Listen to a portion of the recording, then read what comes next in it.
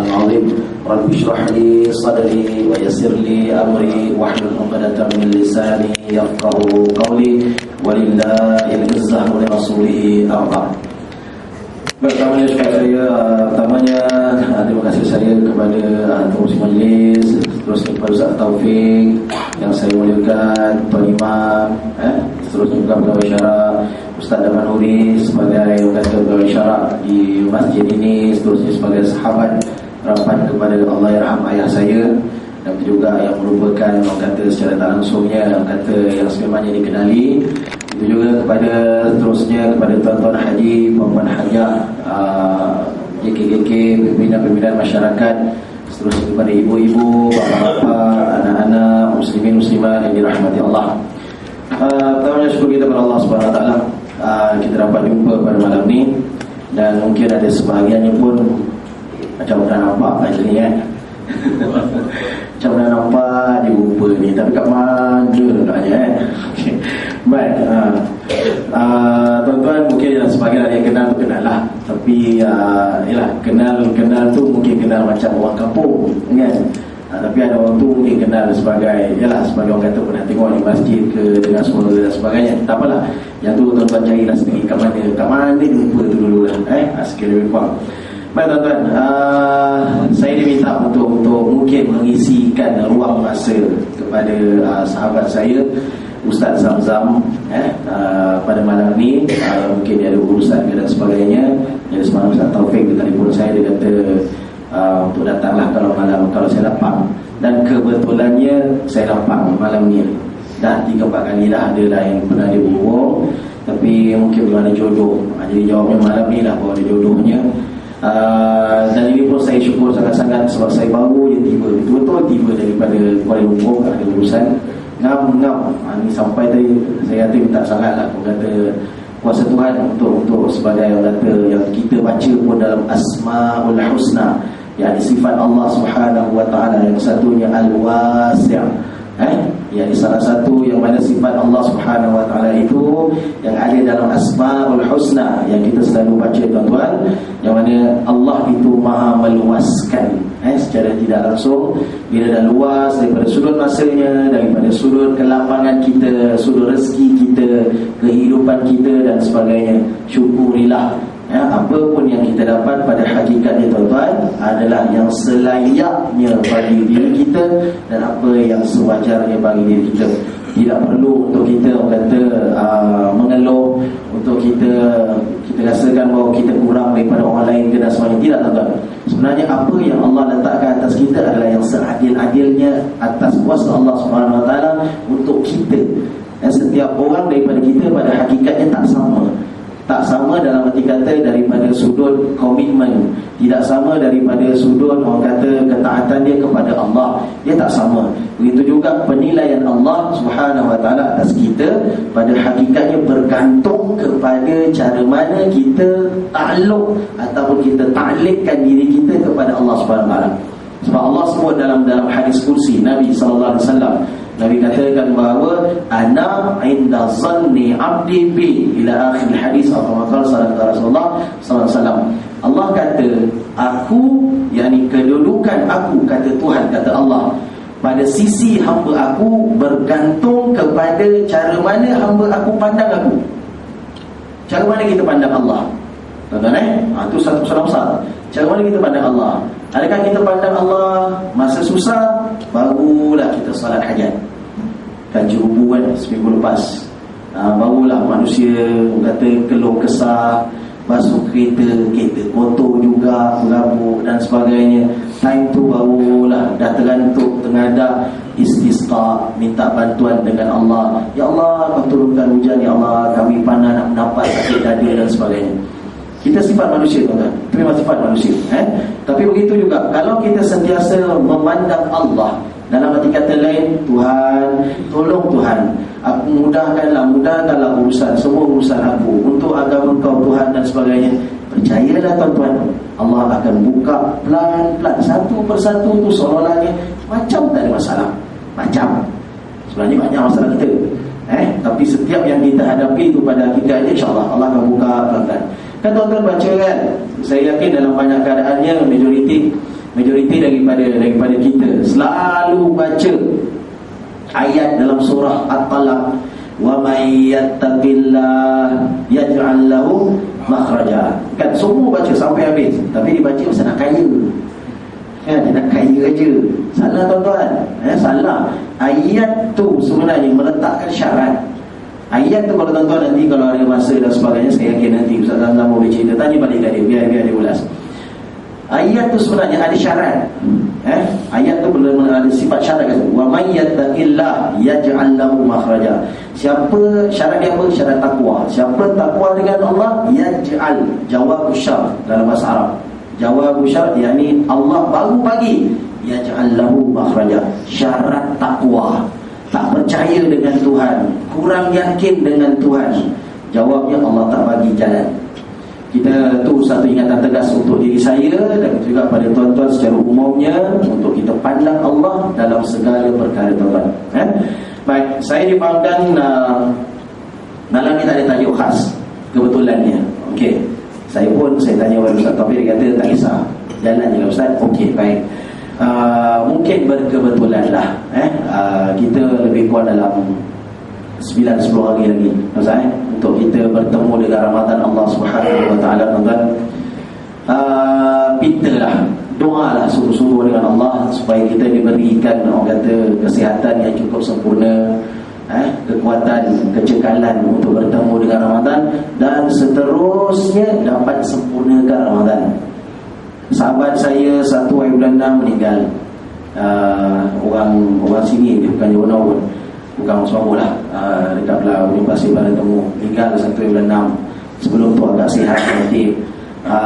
Kemudian ada lagi sahabat saya pun sama juga meninggal. Biasanya seolah-olah macam Allah alam, segala-galanya pada tangan Tuhan. Kadang-kadang tak bertemu dengan Ramadan. Allah yarham ayah saya, jumpa Ramadan, tapi 21 Ramadan Allah ambil. Tak habis. Bahasa mudahnya tak habis. Kita tak tahu tuan. Tu bahagian yang orang dah lepas dah. Bahagian kita tak tahu. Betul, hari ini kita sihat, alhamdulillah. Tapi kita tak tahu sampai kat rumah ke tak ni kan. Udah tentu. Dah seram tu. Tak tahu ke simpang tu apa nak jadi. Ada yang tak pakai simpang tu kan, dia pakai jalan lain dia balik dia. Tak tentu kan. Ahli keluarga kita keluar rumah sihat tegak, tapi belum tentu dia boleh balik dalam keadaan tegak. Silap dah balik yang tadi dalam keadaan berbaring tu kan. Kita tak pasti. Saat kematian kita tak pasti. Tapi begitu dan juga tuan-tuan, kita minta sangat dengan Allah setakat ini, dengan apa yang kita ada, dengan bahagian rezeki yang Allah dah tetapkan dari segi kesihatan, kemampuan dan sebagainya, pintalah dengan Allah untuk sampai nanti pada Ramadan mudah-mudahannya, dan berterusan sampai habis nanti. Okeylah tuan-tuan. Kita bercakap sikit lebih kurang dari segi falsafah kata puasa dan mungkin persediaan yang mungkin kita boleh buat. Dan saya yakin bahawa kebanyakan kelas-kelas takmir di kat sini pun belum tutup lagi kot rasanya. Belum tutup lagi kan, mungkin tak ada seminggu lagi. Mungkin akan ada lagi ulangan dan sebagainya. Jadi saya bagi yang secara umum supaya tuan-tuan dapat linkkan dia tuan-tuan, ya, dapat cantumkan dia. Kalau kita tengok tuan-tuan, sekarang kita berada pada Syaban. Hari ini 20 Syaban, malam 21. Kita baru lepas Rajab. Syaban akan sampai Ramadan insya-Allah. Tak lama lagi raya. Rumah dah renovate kan? Dah renovate dah siap. Ke tengah tukar lagi. Okey, siapa dah renovate tak salah, boleh, tak masalah. Tapi jangan ya no. Ramadan ada lagi, belum start pun. Baik, okey tuan-tuan. Syaban sekarang yang kita dapat ni, apa sebenarnya maksud Syaban tuan-tuan? Syaban, apa maksud Syaban? Syab tu maksud dia cabang. Ustaz Rahman nak jawab. Cabang.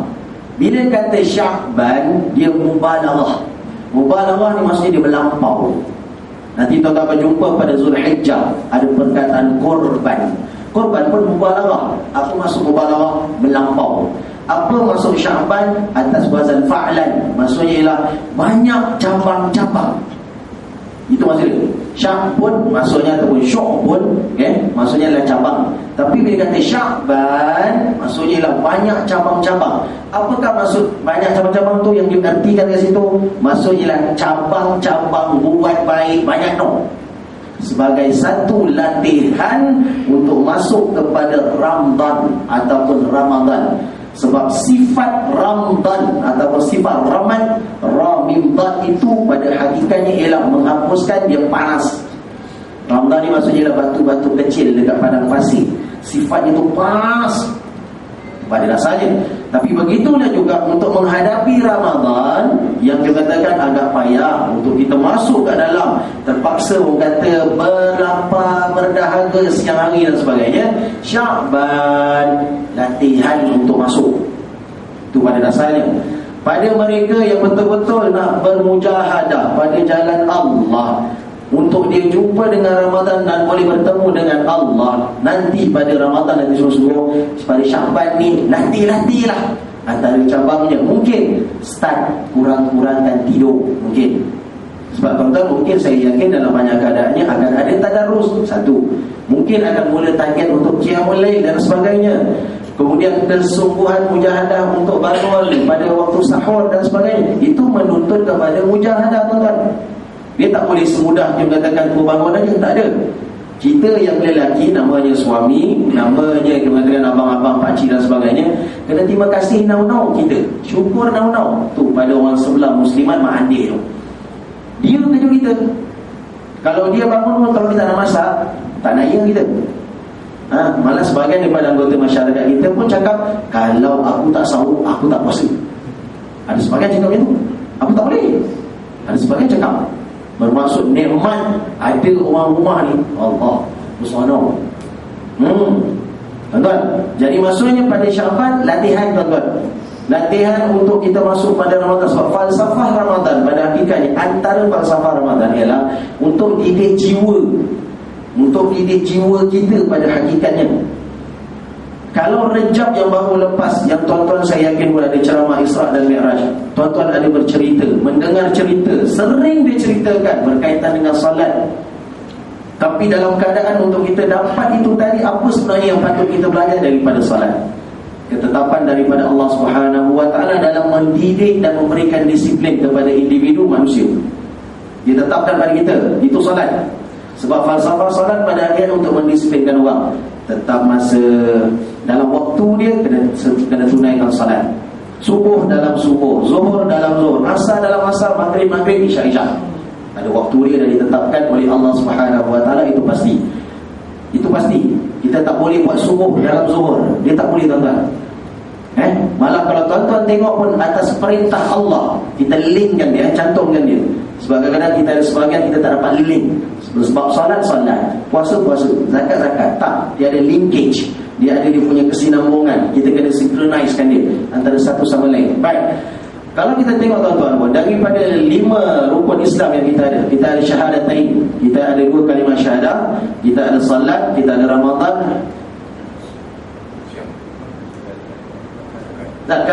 zakat dan kita ada haji. 5. Tolaklah syahadatain, letak tepi bab syahadah. 3 ni, tuan-tuan, kalau kita cakap, kita nak cakap pasal salat, letak dulu tepi juga Ramadan, zakat dengan haji. Tengok pada 3 ni, tuan-tuan, pada dasarnya ini semua ada ruang untuk qada. Ruang untuk tak tunai peringkat awal pun silap-silap ada. Daripada awal, walaupun namanya rukun Islam, kita tak mampu, okey, fine, tak payah zakat. 1. Malah wajib zakat. Bila wajib zakat, bila penuh 2 syarat. Hujung Ramadan dengan pagi Syawal. Yang awal-awal Ramadan tu semua harus baru masuk, sunat baru masuk dan sebagainya. Wajibnya tu dah penuh 2 syarat. Kalau cuma lazimnya kita awalkanlah. Kita awal sebab kita yakin lazimnya aku hidup lagi, aku nak raya, kita bayar awal lah. RM6 lebih, tak banyak. RM6 lebih tu ada? Belum lagi. Murah, RM6 lebih. Yang satu kotak pun dah RM10.5 dah. Dapat RM10.5. Ada yang tu tahulah, ada yang tak tahu tak masalah lah. RM10.5 tu kan satu kotak, mahal. Tu RM10.5 tu sekarang. Tanya orang niaga. Kalau katakanlah dia untung sebenarnya satu kotak je, yang lain tu tak untung lagi, modal lagi. Tanya dia orang. Okey, baik.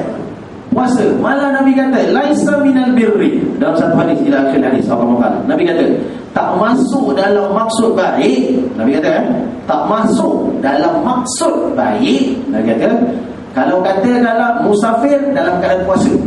Walaupun hadis itu ada sababul wurud, ada sebab kenapa Nabi sebut hadis itu, tapi atas dasar al-ibratu li umumil lafzi la bi khususi sabab, tak apa, itu boleh pakai satu kaedah lain dalam usul fiqh, tak apalah. Maksudnya tuan-tuan, jangankan ketika musafir dah datang rukhsah dah untuk buka, awal-awal lagi pun, kalau katakan tuan-tuan nanti dah balik raya, dah balik Kedah, dah balik Perak dan sebagainya, lebih 2 marhalah, awal-awal pagi tu tak payah puasa dah. Boleh? Tak salah. Suruh rumah, hari ni kita sarapan baik. Tak payah mendui buka. Kalau nak turun R&R kan segan. Awal-awal daripada rumah tak payah lagi dah. Syarat memang dah tahu dah, memang ada niat musafir, confirm. Tak masalah kan? Boleh. Zakat sama juga, kurang mampu ke dan sebagainya, okey fine, tolak tepi. Istita'ah bagi haji tak cukup, kena kerat, kena cantas 20% bagi setiap negara Islam, termasuk Malaysia. Tak boleh pergi tahun ni katakanlah tak dapat dan sebagainya, tak apa, sebab termasuk dalam masuk istita'ah, terletak pada syarat. Tapi kalau kita tengok pada salat tuan-tuan, kita nak link dengan puasa ni kan. Bagi salat tak ada istilah qada. Bagi salat tak ada istilah qada. Tak macam puasa. Tadi dah buka puasa musafir, kau kena qada 1 hari nanti. Zakat hari tu tak payah, terlupa ke dan sebagainya. Seronok gaya dah habis waktu. Okey fine, kena qada. Haji pun silap kena qada kalau tak kena cara dia dan sebagainya. Tapi salat tak ada bab qada tuan-tuan. Tak ada. Bermaksud, pegang betul berdasarkan kepada kaedah Nabi sallallahu alaihi wasallam dalam hadis. Salat bermula daripada kitanya maghrib digarap, dia bermula daripada isyak kita digarap, subuh, besok, zuhur dan sebagainya, onwards sampailah kita meninggal nanti, hakikatnya tak ada qada. Tak ada ruang qada. Sebab Allah dah tetapkan dah salat mesti dalam waktu. Ustaz, saya macam itu ada satu masjid saya pergi masa rejab begitulah. Ustaz, saya sakit pinggang Ustaz, susah nak berdiri apa sekali. Tak apa, duduk je. Boleh duduk. Sakit tak? Baring. Dia nak cuba lari tu. Baring, boleh baring apa semua sekali. Tangan Ustaz, sakit Ustaz, main golf. Okey, tak apa, duduk diam. Mata saja. Ada orang mungkin kita nampak macam nak rumah ke apa dan sebagainya. Okey, lepas waktu tu masih lagi waras boleh berfikir. Bayangkan lagi untuk salat, qiyam, rukuk, sujud, semua ada kaedah. Tak boleh nau, kita tanam. Habis cerita. Tak boleh nau, tanam.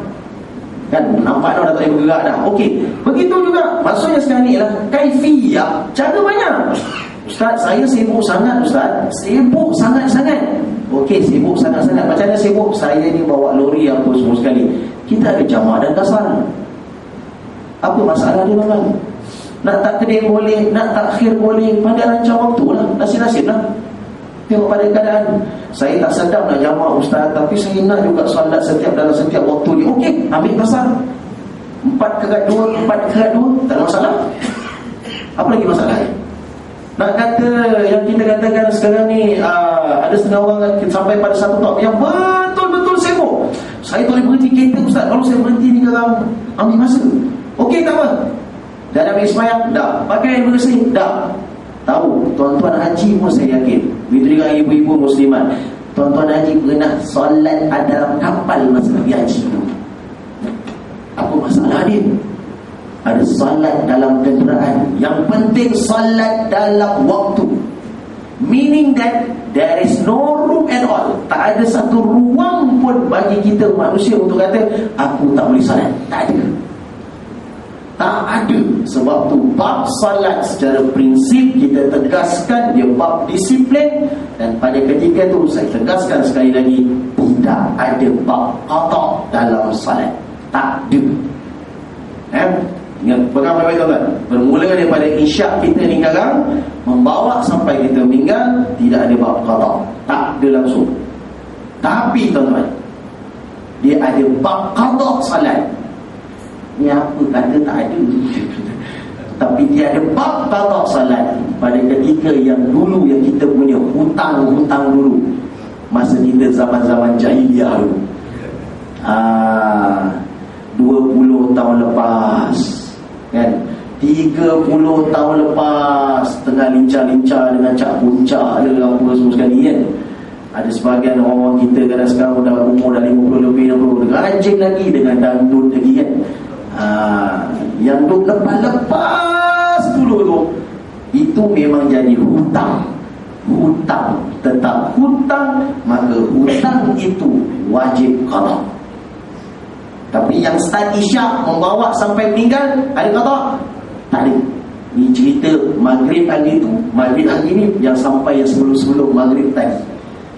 Cerita yang tahun-tahun lepas, 20 tahun lepas, 10 tahun lepas, semalam, itu wajib qada. Dari dua konteks yang berbeza. Hakikatnya tak ada, sebab Nabi sallallahu alaihi wasallam letak dalam hadis. Contoh, ni kaedah bukan buat betul.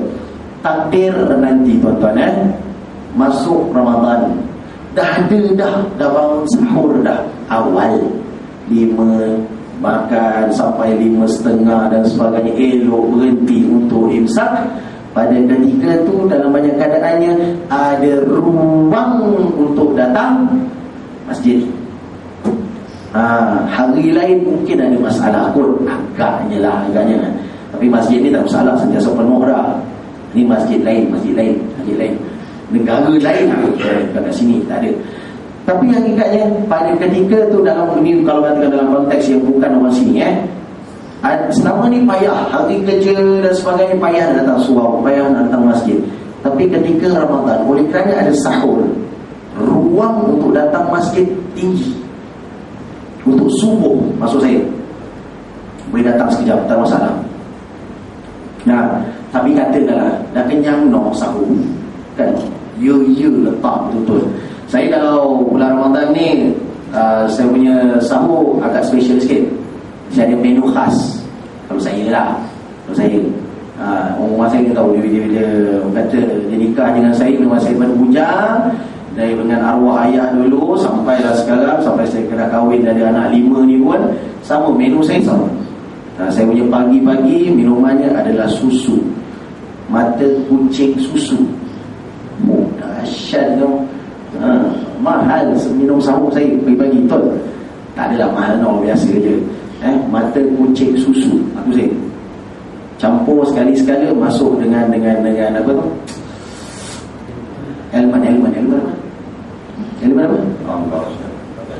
badam, kacang badam, seruk kacang badam. Itu saya, daripada saya bujang sampai sekarang. Madu tu biasanya masuk, madu biasa malam, susu madu, itu favourite saya malam. Susu madu campur dengan habbatus sauda, minyak, cuba kat dalam. Itu saya, kalau tuan-tuan nak tahulah, ada sebagian bertanya ke apa sekalian, saya bagi tahu sikit. Tapi menu saya biasanya tu. Dan kalau untuk tuan-tuan secara tak langsungnya pun, kalau sahur, tuntutan daripada sudut sains pemakanannya secara tak langsungnya ialah yang tinggi protein, bukan tinggi karbo. Karbo ni nasi, boleh, tak salah, jalanlah, lantaklah 3 tu, barah lah betul, tak apa, tak masalah. Sahur barah, buka jangan barah, tak boleh. Nanti perut berat, pusat pun nak angkat payah. Itu yang payah nak tarawih tu. Sahur tak masalah, barah betul-betul. Tak apa tuan-tuan, sebab kita ada 13 jam nak habiskan tenaga tu, tak ada masalah. Takkan jadi susut. Kalau yang tuan-tuan tengok pun susut badan sebenarnya, nanti masa puasa 2 minggu, dah seminggu tadi perut orang kata seluar dah mula longgar, baju dah longgar. Itu sebenarnya bukan kurus. Tuan-tuan jangan tertipu. Tengok cermin, saya dah kurus dah bang. Itu bohong. Itu berlakunya dehydration. Dehydration ni maksudnya badan mula kurang air. First week of our Ramadan, 2 minggu yang pertama Ramadan, tuan-tuan nampak susut tu sebenarnya kekurangan air. Badan kekurangan air. Nak tahu betul kurus, minggu 3, minggu 4, baru dia fat bening, dia bakar lemak. Itu betul. Tapi yalah, kita muka pun banyak jam, kan? Tu tak kira banyak pinggan lagi, tak kira murid balik kan, lagi balon lagi, kan? Sebab tu jangan tertipu dengan 2 minggu pertama tu, 3 dan 4. Baik tuan-tuan, jadi senang cerita sekarang ni ialah Bagi salat, saya nak tegaskan, dia dalam konteks disiplin, falsafahnya disiplin untuk manusia. Kebersihan, ketepatan waktu. Jangan banyak cakap benda yang perlu. Kita dah angkat takbir dah, muftatahatun bitakbir, kan? Wa muftatamatun bitaslim. Itu maksud salat. Kita bukakan dia dengan takbir. Allah, start alif pada Allah tu aja dah kena diam. Apa maksud diam? Tak boleh cakap yang sia-sia. Hanya yang dibenarkan saja. Ayat Quran saja dan tasbih yang dibenarkan masuk dalam. Tapi lepas dalam hati kata, ketika solat dah diajar disiplin, jangan cakap benda ugal-ugal, cakap benda perlu dan sebagainya. Bermaksud tuan-tuan, dari segi falsafah solat, kalau kita solat tapi kat luar solat, mulut kita jahat, bermaksud kita solat tapi falsafah solat tak sampai, penjiwaan tak ada lagi. Mudah untuk nampak. Lahiriahnya salat tapi falsafah tak sampai. Itu yang beberapa riwayat Nabi katakan, ada kebanyakan orang yang salat tapi dalam salat hakikatnya dia tidak bersalat. Itu maksud dia. Dia sembahyang tapi tak boleh menjiwai, mulut jahat. Itu masalahnya. Nauzubillah. Mudah-mudahan bukan kita termasuk dalam maksud tu. Begitu juga tuan-tuan, bila masuk dalam antara falsafah bagi puasa, dia mendidik jiwa manusia. Kita takkan tahu orang tu puasa ataupun tidak pada waktu siang Ramadan. Kita tak tahu, walaupun itu siang Ramadan.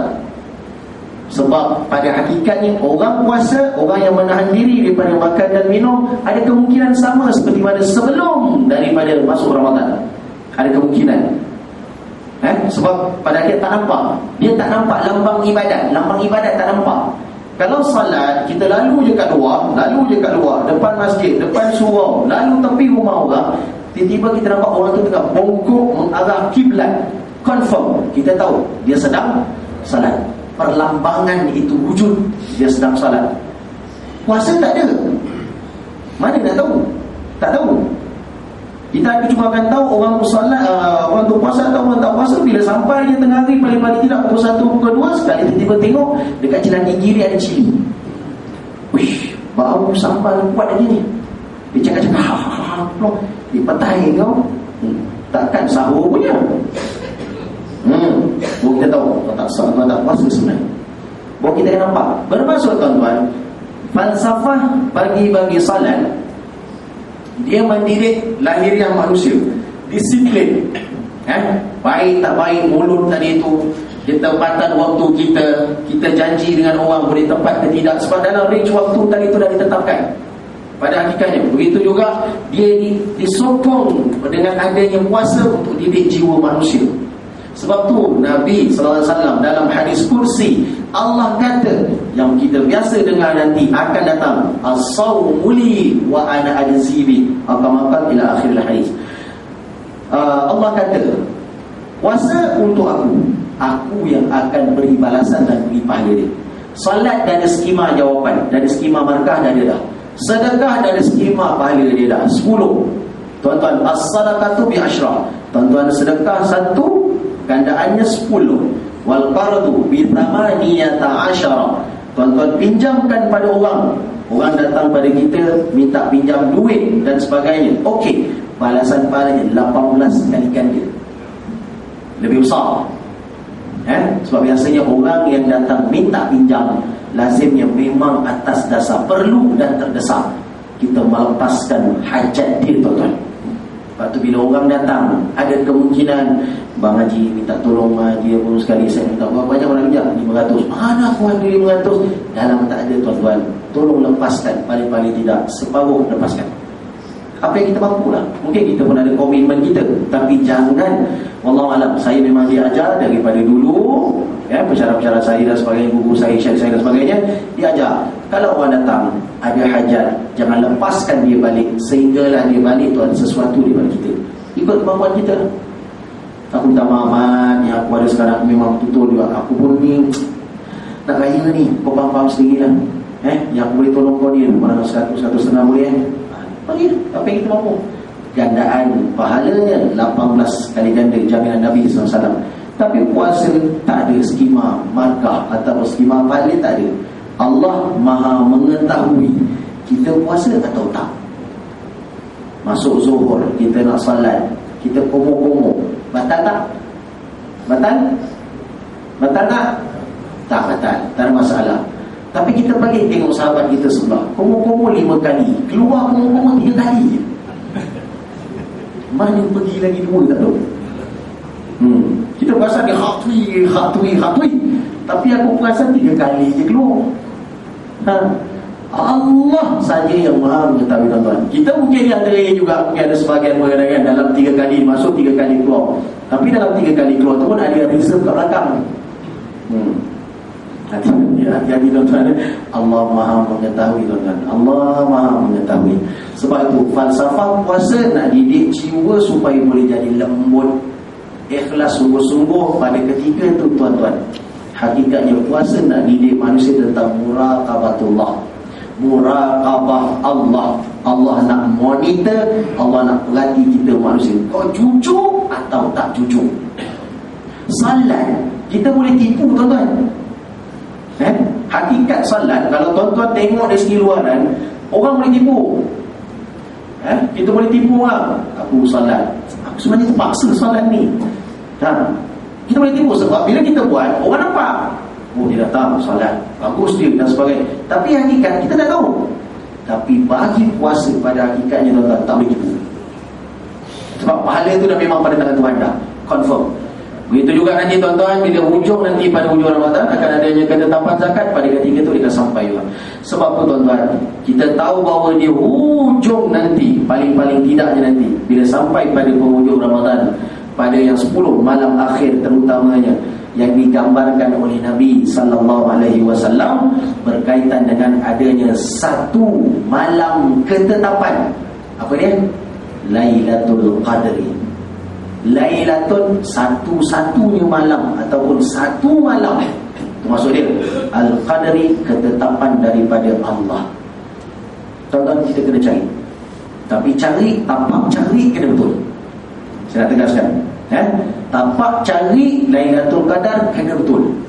Sebab majoriti dalam pemerhatian kami, dalam banyak keadaannya, ramai yang tersasar sedikit dalam pencarian dia kepada Lailatul Qadar. Dia mencari Lailatul Qadar, tapi dia tidak mencari keredaan Allah. Beza tapak tu. Tapak tu jauh beza. Kesannya beza. Orang ya solat, ya mengaji, ya qiyamul lail, tapi dia mencari fadilat semata-mata, tapi dia tak mencari keredaan Allah. Sedangkan, tuan-tuan, apa tujuan kita ibadat kepada Allah? Untuk mencari keredaan Allah. Itu pasti.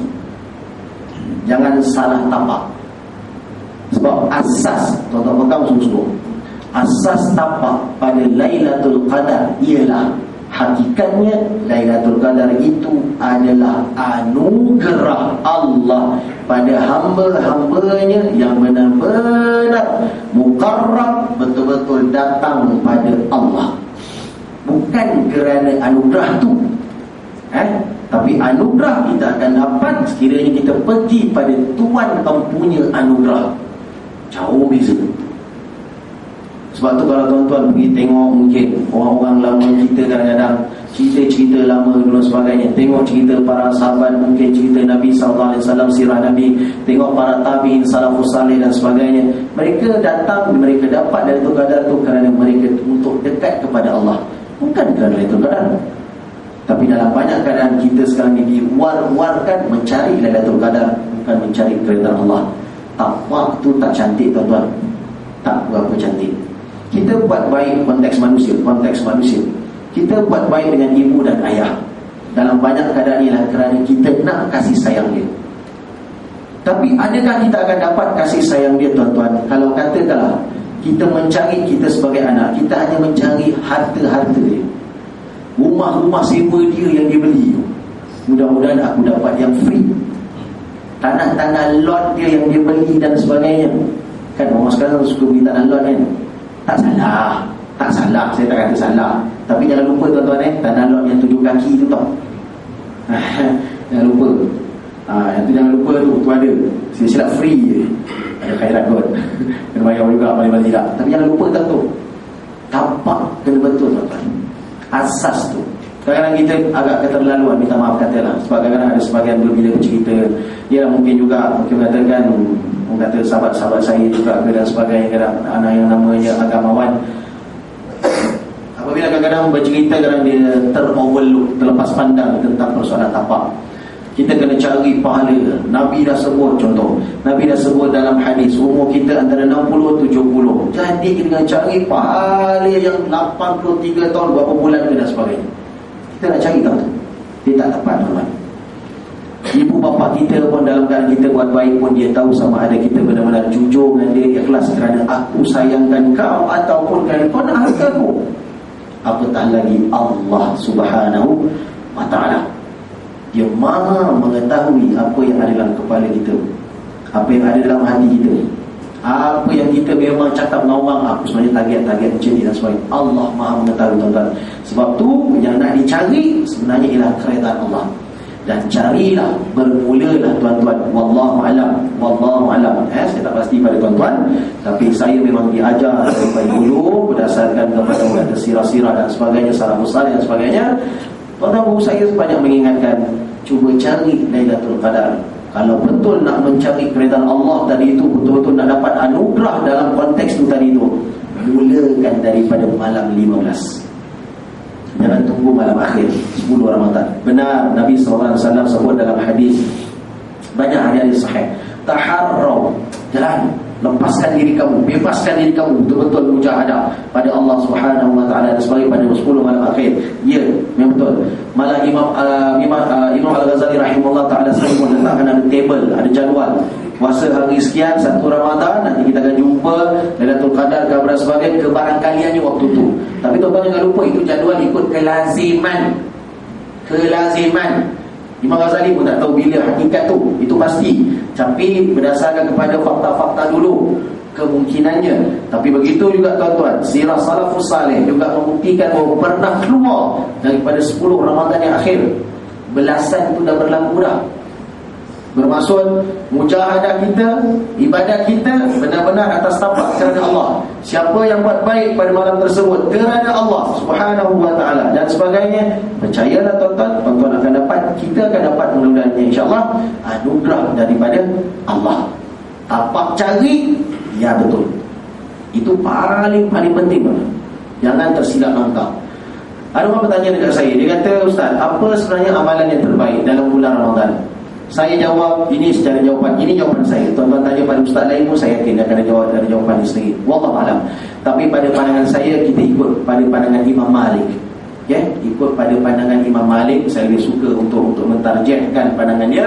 Apabila dia kata, senangnya, ibadat ini seperti satu makanan. Ada orang maksud ni, ibadat ni seperti mana makanan. Okey, apa maksud dia? Bagi kita tuan-tuan, ada orang suka yang pedas-pedas. Jalan pedas-pedas, makan yang pedas. Dia suka yang favorite yang macam tu. Ada orang yang suka lemak-lemak. Jalan tak salah. Ada orang mungkin suka bening je, air je macam tu. Untunglah orang rumah dia senang, campak toge habis, masuk sawi habis, settle, senang kerja kan, untuk dapat suami yang tu. Bermaksud ikut pada kekuatan dan keseronokan tuan-tuan. Maksudnya begitu. Maksudnya apa? Ada orang suka ibadat ni kekuatannya pada mengaji. Okay, tuan-tuan, penuhkan Ramadan tuan-tuan dengan mengaji, dengan tilawatul Quran dan qiraatul Quran. Penuhkan dengan mengaji. Target apa benda yang nak dibuat. Ada orang kekuatannya pada sedekah. Dia suka pada sedekah. Okey tuan-tuan, pergi pada sedekah. Bagi orang makan. Nak buka nanti, suruh anak pergi ke pasar Ramadan, pergi cari juadah ke dan sebagainya. Pergi. Tak ada masalah apa-apa. Dia katakan penuh, cari tangan dan penuh sekali dengan makanan, tak ada masalah. Tapi untuk sedekah. Kadang-kadang setengah orang kata tak boleh pergi sini.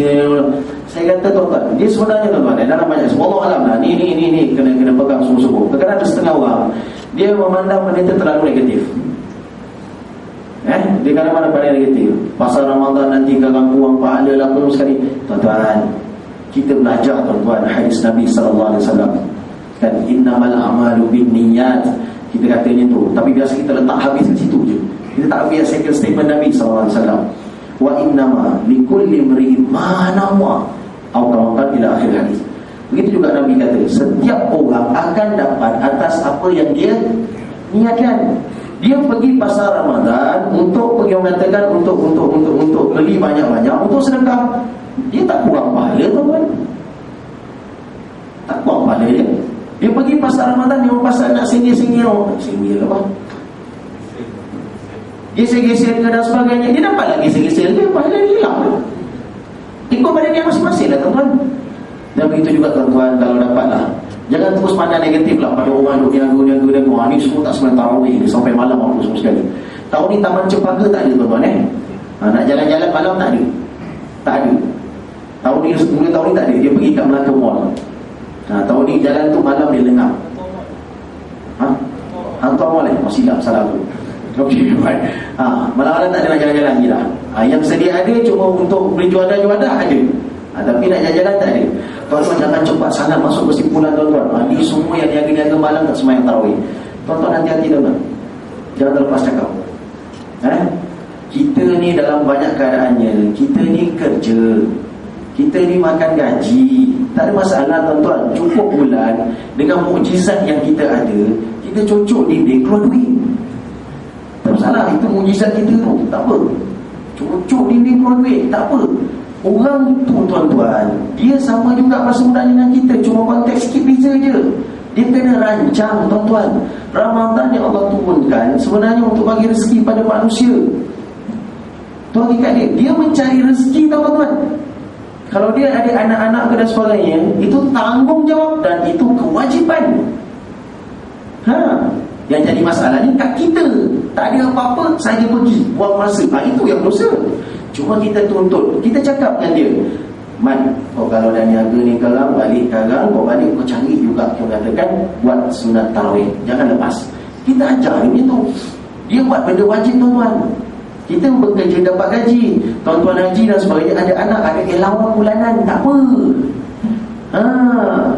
Alih-alih sumpat aja, anak mesej aja, abang dah boleh cocok dinding. Tak apalah. Orang tu cari rezeki, tuan-tuan. Wajib cari rezeki. Salat tarawih sunat. Al-awlawiyat pun kena pandang.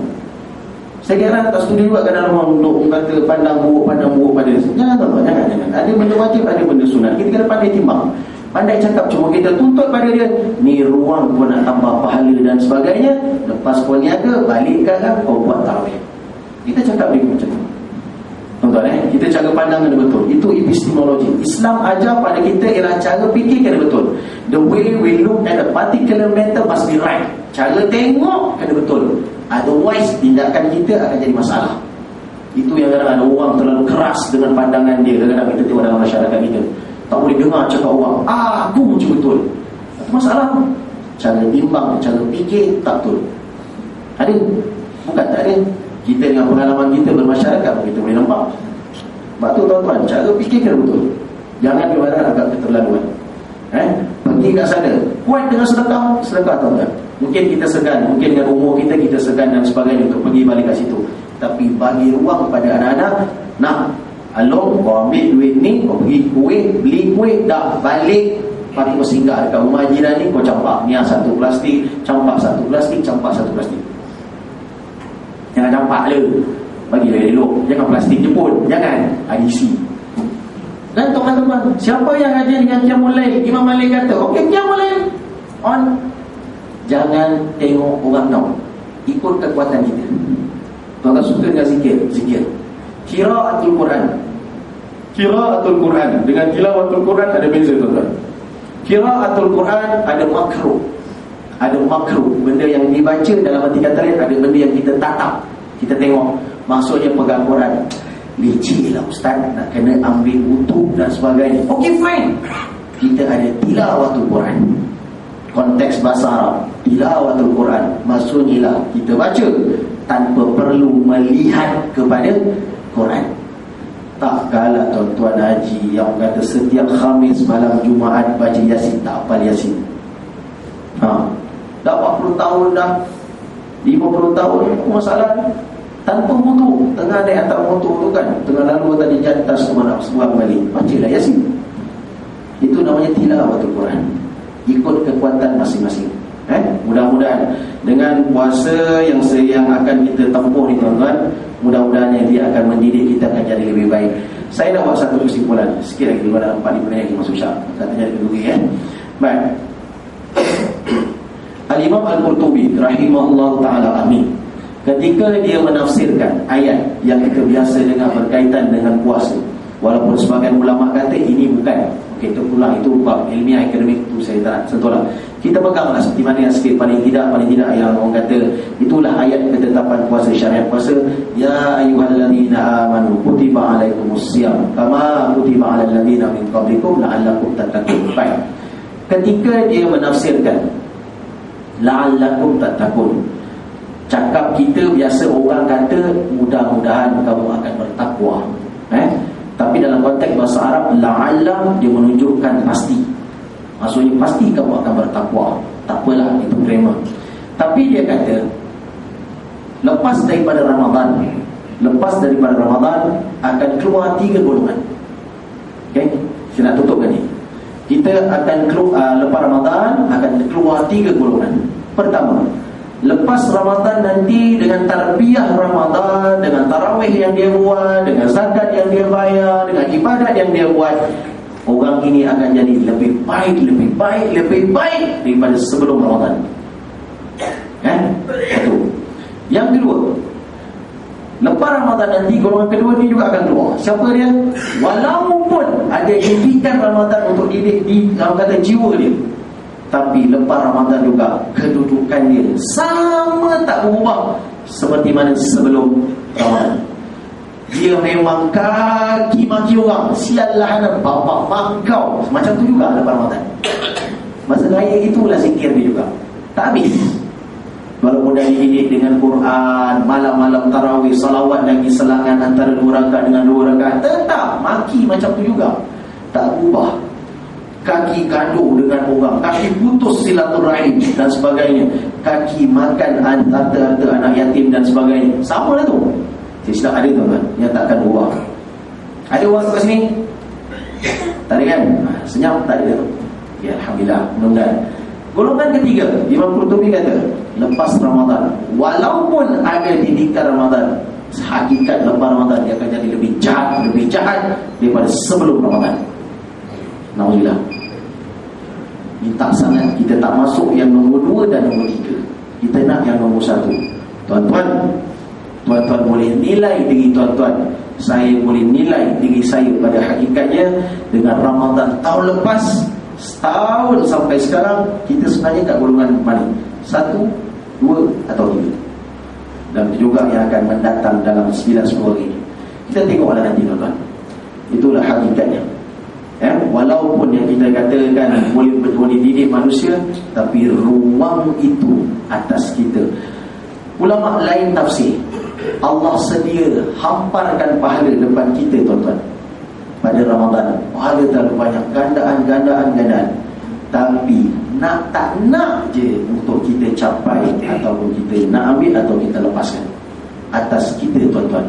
Sebab itu kebanyakan ulama, pandangan yang asyhar, pandangan yang masyhur pada kalangan ulama, tidak pada pandangan orang awam kita. Lazimnya mereka mengatakan bahawa pada malam Lailatul Qadar adalah malam pertukaran kitab, bukan pada malam nisfu Sya'ban.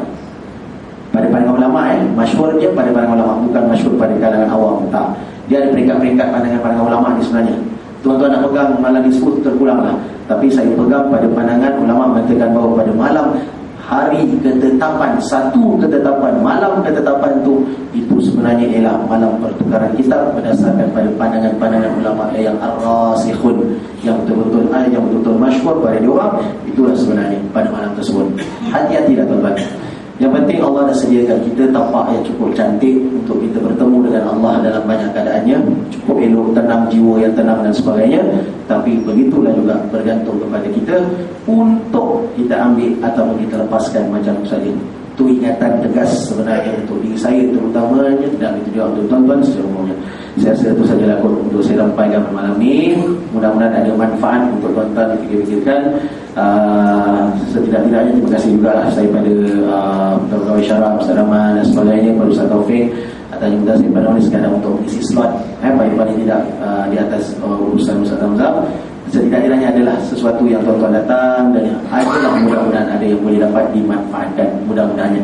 InsyaAllah mudah-mudahan tuan-tuan, alah kata pun kita mesti tidak spesifik kat sini je. Dia tadilah sampai perasan-perasan tak perasan pun tak ada masalah, normal. Baik, wallahualam, mudah-mudahan kalau kita tak jumpa lagi, kita jumpalah dekat syurga Allah, kita berjiranlah nanti insya-Allah, mudah-mudahan. Wallahualam. Aqulu qawli hadza wa astaghfirullahaladzim wa lakum. Assalamualaikum warahmatullahi wabarakatuh.